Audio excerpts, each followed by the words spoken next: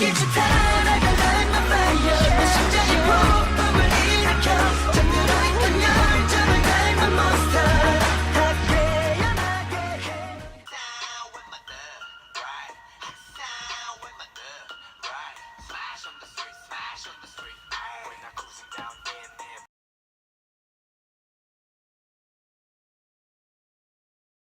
everyone, it's Timon Rebel here for another drama review. Who else bopping to J-Hope's mixtape, whatever y'all call it? Who else is jamming to it? Because Ha Song is my jam. So, now that y'all saw me act unnecessary, on to this review. We're going to review today Hwayugi, or a Korean Odyssey. So if anybody watched the show or are just here to get a recap, this show just started off was awesome in the beginning, got very draggy in the middle, and became awesome again at the end. So it's one of those shows where, oh, should I keep watching episode 10? Honestly, you should, but honestly at the same time, it's a lot of cliche moments after that. So we're going to start off with the characters, and I'm only going to talk about the ones that actually made a significant impact in the show, because there were a lot of characters who were there and only came for like one episode or 2 episodes, but obviously the main ones, so Jin Sun-mi, Oh-gong, and Ma Wang. I would like to talk about Lee Hong-gi's character, Palge, however you pronounce it. I'm still trying, with Korean. I'll put in a link, like the Odyssey story that's supposed to correlate with the show that it's based off of, so I'm not going to explain all of that. That's a lot of detail. But Oh-gong is a very strong deity who, for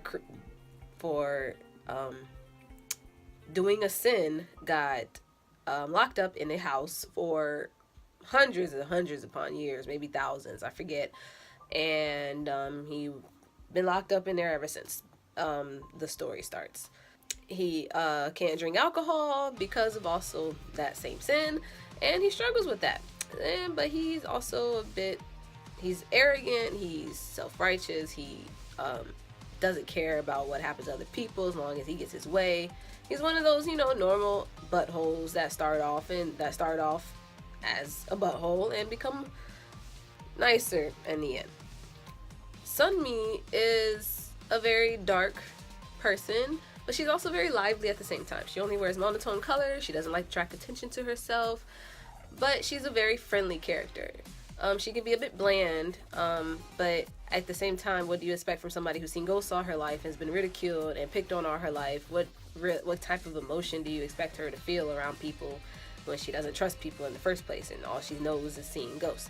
Sunmi is a very lonely person. She tends to resonate this loneliness out, but she really loves herself. She knows herself, she understands herself, she knows what she hates, she knows what she likes, and she's very, very in tune with her emotions, and that's what I mostly loved about her.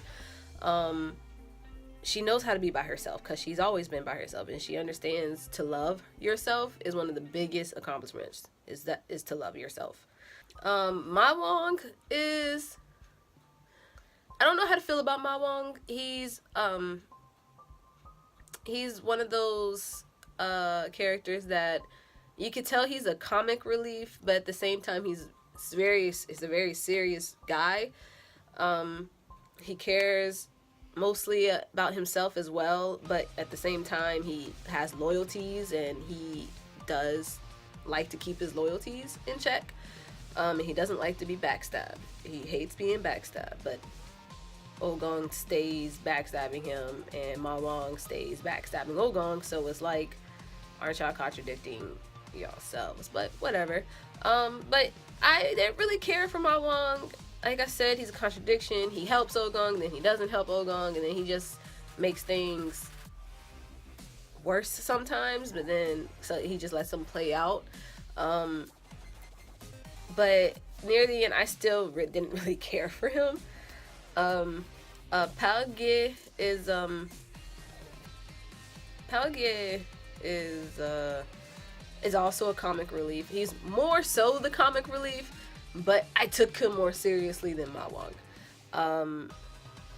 Cause in the end, when all his stuff that he goes through, you just feel sorry for him in the end. But Lee Hwayugi did a good job in playing Palge and conveying his emotions. He's still a very comedic type of character, but I believe Hunky did a really good job in giving Palge some I know I'm a side character, but I should be the star type of emotions. It was awesome seeing Lee Hwayugi again on the screen, as well as Lee Seung-gi as Ogong. Another thing, the Hong sisters did make the show. They did write the script, so if you're a Hong sisters fan, you might really love the show. So let's get into the story. So the story starts off with Sunmi as a little girl. She's already ridiculed in class because she can see ghosts. Some people are afraid of her. They say she's bad luck. But she runs into Mawang and ends up going into a house where Ogong is locked up because of his sin, and ends up releasing Ogong with a contract. She went to the house to find a fan for Mawang, first of all, and she finds Ogong there, and he makes a contract with her to release him, and he'll protect her. Of course, Ogong doesn't give two craps about protecting her, so he retracts her memory from being able to say his name to call for him. And after that, we move on to the future where Sunmi is older. She has learned to be on her own and runs a successful real estate business with her partner, with her coworker. So it's believed because she released Ogong, she has now become the Samjang, which is the person that's supposed to save the world, and her blood smells like roses or something like that. Her blood smells like something that attracts these ghosts, and as soon as she bleeds, they get a whiff of it, they're coming right after her to kill her and eat her. They all want to eat her. To take control of Ogong, he gets Sunmi / Samjang to get the Gomgudong, something like that, the Gomgudong on his wrist to control him, so she can call him when she needs him, and that lets Mawang be able to call Sunmi, so Sunmi can call Ogong, so he won't run away and stuff like that. But the one on the wrist is supposed to have him fall in love with her, and if he doesn't do what she says, it hurts his heart. So he is fake in love with her and is mad about it. Obviously, he wants to be fake in love with anybody. It's all fake. Okay, but the highlight of this show, though, is watching Lee Seung-gi's fine tail act in love when he knows he isn't. Man, is that man fine. Sorry, y'all. I love me some Lee Seung-gi, okay? So,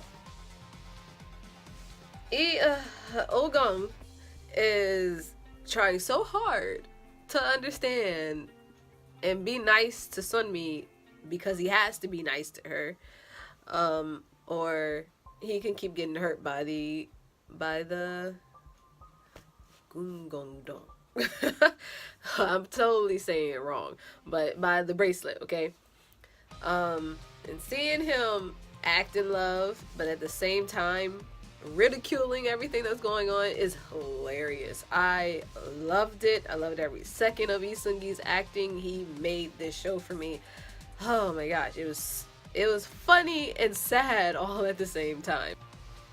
But when you realize he was slowly falling for her and his actions were genuine, it was so romantic. It was so cute. That was the highlight of the whole show. I loved it so much, and I'm probably gonna have a screenshot here or something to show just how in love this Lee Seung-gi made Ogong look when he actually fell for her. Oh my gosh, he killed it.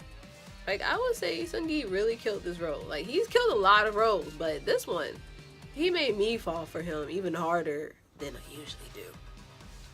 Sunmi is a very smart woman. She was a very smart character. Even though she was falling for his fake love, she knew it was fake. She knew the bracelet was only the only reason he liked her in the first place. So she was able to create that barrier of, let's say I'm falling for you, but let's also know that I know you don't love me. So, and then here comes Ogong's like, I love you, but the minute this bracelet is off, I want to eat you because you're Samjang and your blood smells delicious. So it was like, what?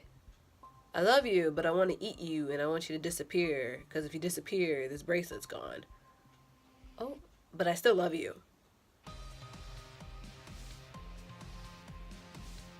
Oh, okay. A low point in the show was me. In the show for me was Buja and Page. I love Buja. She was a very interesting character. I mean, she was cool. She was a zombie, you know, doing what she could do with her life, right? And Page was just a very, really nice, supportive, older friend, or older brother as they called each other. I think my subs were wrong. He kept calling her a younger brother, and I was like, I know he just means like little sibling or whatever, but whatever. But Buja was never able to take her character to the next level. Like, when you were just starting to like her and care for her, bam, y'all give me Aso Seo no, whatever the hell her name is, but who was really bad at being evil. So I just didn't understand it. And by that time, through those episodes, I got really bored. I just wanted it to be over. I just wanted Page to stop losing all of his people. And he's like, when you're focused on everybody else's story, you don't realize just how sad Page's story is. Another little point for me was that near the end of the show, everybody expected Sunmi to make all the right decisions in the world. Like, because they care for each other, she was just going to call Ogong every time she felt like it. But at the same time, you don't want to rely on the person you love all the time. So I never understood the fact that Ma Wang wanted her to call Ogong every single time she was in trouble, or Ogong wanted her to call him every time she was in trouble. My final thoughts are, I appreciate the show more because of the ending. So obviously I'm not going to say what happened, but I do appreciate the show a tad bit more because of the ending. It was a wild ride. I loved it. I hated it. I wanted to throw my laptop. I wanted to be like, screw all of you, but I love you, Lee Seung-gi. So I had a lot of emotional turmoil with this show. But in the end, everybody was very lovable. The stories were a bit all over the place, at the same time not making a clear, concise decision. And then others, at times, it was like episodic. So I just didn't really know where to concentrate. And by the time I was supposed to concentrate, I just already got really bored. The music was really soothing and nice. I think I'm gonna stop really trying to do music, because I don't really keep up with the music. I just know what songs make the scene feel a bit more nostalgic and, you know, like they're supposed to do, you know, make you feel things. So Hwayugi, a Korean Odyssey, is going to get a 7, because I enjoyed it, but I got bored. There was points where it could have been a really, really better show. They had so many chances to make it an exciting show, but the Hong sisters just fell a bit flat. So I don't really want to call it a recommendation, because it's not really a recommendation, but if you want a comparison, I guess I should call it, to if you should watch the show or not, Lee Seung-gi's character acts like his characters from Shining Inheritance and King Two Hearts. So if you're not in the mood to watch another one of his already done roles, don't watch it. But the show itself is reminds me of Goo Family Book, which is also another Lee Seung-gi drama, and Master's Son combined. So I feel like Lee Seung-gi chose his role mostly because it was a play off of his Goo Family book character, but with the characterizations of his Kingdom Hearts and Shining Inheritance characters, with the feel of the Master's son by also the Hong sisters type of feel when it comes to the supernatural. So I believe he went to a comfortable drama to start off from his military enlistment. Either way, I'm proud of him. So those are comparisons. Like, so if you're not in the mood to watch Hwayugi and everything, you can watch Your Master's Son, Goose Family Book, which is one of my favorites, or The Kingdom Hearts, which is also one of my favorites, and Shining Inheritance, an old drama from when his younger days, but you know, I can't believe that man's 30. But anyway, bye y'all. I thank you for watching. If you have any questions or recommendations on better formatting, I will totally take them to heart. So please bear with me, and I will make this channel better and more consistent. So bye.